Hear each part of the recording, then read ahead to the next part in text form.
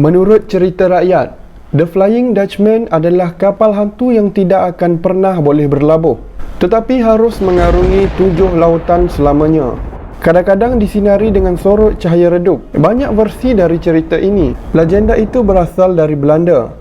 Sementara itu, yang lain mengklaim bahawa itu berasal dari sandiwara Inggeris The Flying Dutchman oleh Edward Fitzgerald dan novel The Phantom Ship oleh Frederik Marryat. Kemudian diadaptasi ke cerita Belanda The Flying Ship oleh Pastor Belanda. Versi lainnya termasuk opera oleh Richard Wagner dan The Flying Dutchman on Tappan Zee oleh Washington Irving. Beberapa sumber terpercaya menyebutkan bahawa pada abad 17, seorang kapten Belanda bernama Van der Decken mengarungi lautan dari Belanda ke Pulau Jawa dengan kecepatan luar biasa. Ia dicurigai meminta bantuan iblis untuk mencapai kecepatan tadi. Namun di tengah pelayarannya menuju Cape of God Hope, tiba-tiba cuaca buruk sehingga kapal terombang-ambing. Lalu seorang awak kapal meminta supaya pelayaran dihentikan, tetapi sang kapten tidak mahu. Lalu dia berkata, "Aku bersumpah tidak akan mundur dan akan terus menembus badai untuk mencapai kota tujuanku, atau aku beserta semua awak kapalku akan terkutuk selamanya."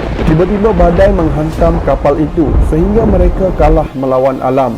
Dan terkutuklah selama-lamanya sang kapten bersama para anak kapalnya itu menjadi jasad hidup dan berlayar di 7 lautan untuk selama-lamanya. Kononnya, kapal tersebut dikutuk untuk melayari 7 samudera sampai akhir zaman. Lalu cerita itu menyebar sangat cepat ke seluruh dunia. Sumber lain juga menyebutkan munculnya penyakit berbahaya di kalangan awak kapal sehingga mereka tidak diizinkan untuk berlabuh di pelabuhan manapun. Sejak itu, kapal dan awaknya dihukum untuk selalu berlayar. Menurut beberapa versi, ini terjadi pada tahun 1641. Belanda disebut sebagai rumah sang legenda The Flying Dutchman. Van der Decken seorang kapten yang mengutuk Tuhan dan telah dihukum untuk mengharungi lautan selamanya. Telah diceritakan dalam novel karya Frederik Marryat The Phantom Ship dan Richard Wagner opera. Banyak saksi yang mengaku telah melihat kapal hantu ini pada tahun 1939. Kapal ini terlihat di satu daerah di Afrika Selatan. Bahkan ada suatu catatan kisah tentang pelayaran Christopher Columbus. Waktu itu, awak kapal Columbus melihat kapal terkatung-katung dengan layar mengembang. Setelah itu, awak yang pertama melihat langsung tewas seketika. Mitos akhir-akhir ini juga mengisahkan apabila suatu kapal moden melihat kapal hantu ini dan awak kapal moden memberi signal, maka kapal moden itu akan tenggelam. Bagi seorang pelaut, pertemuan yang tak diduga dengan kapal hantu The Flying Dutchman akan mendatangkan bahaya bagi mereka. Dan kononnya, ada suatu cara untuk mengelak dari kemungkinan berjumpa dengan kapal hantu tersebut, yakni dengan memasangkan tapal kuda di tiang layar kapal mereka sebagai perlindungan. Selama berabad-abad, legenda The Flying Dutchman menjadi sumber inspirasi para sastrawan dan penulis novel. Sejak tahun 1826, Edward Fitzgerald telah menulis novel The Phantom Ship yang diangkat dari pengalaman bertemu dengan kapal seram ini. Banyak pujangga terkenal seperti Washington Irving dan Sir Walter Scott juga tertarik mengangkat legenda ini. Beberapa laporan penampakan The Flying Dutchman yang sempat didokumentasikan. 1823, Kapten Owet telah mengisahkan 2 kali melihat sebuah kapal kosong terombang-ambing di tengah lautan dari kejauhan. Namun dalam sekelip mata, kapal tersebut kemudian menghilang.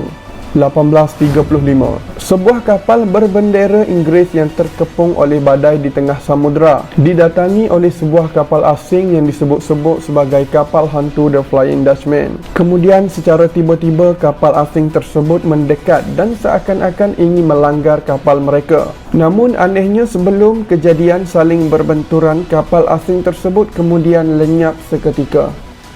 1879, anak kapal SS Pretoria juga mengaku pernah melihat kapal hantu tersebut. 1939, kapal ini terlihat di satu daerah di Afrika Selatan.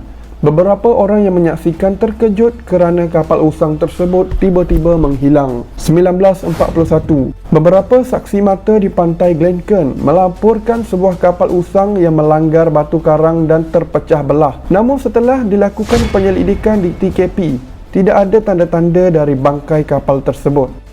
1942, 4 orang saksi telah melihat sebuah kapal kosong memasuki perairan Table Bay kemudian menghilang. Seorang pegawai telah mendokumentasikan penemuan tersebut di dalam catatan hariannya. Jadi itulah beberapa laporan penampakan The Flying Dutchman yang sempat didokumentasikan. Tuliskan komen anda di ruangan komen di bawah atau cadangan anda untuk video yang akan datang. Dan semoga video kali ini dapat memberi manfaat kepada anda.